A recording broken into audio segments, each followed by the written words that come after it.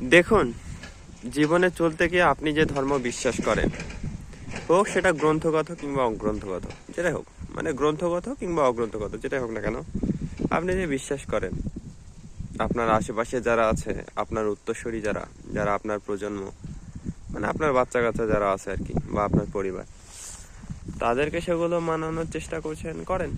মানে সেগুলো মানানোর চেষ্টা করছেন, করেন, কিন্তু তার সাথে সাথে মানুষ বানায়েন।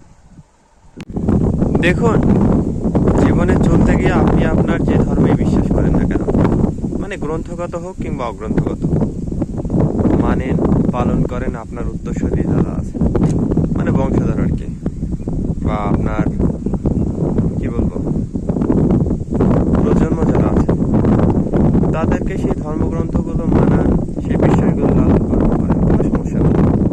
কিন্তু তার সাথে সাথে মানুষ বানায়।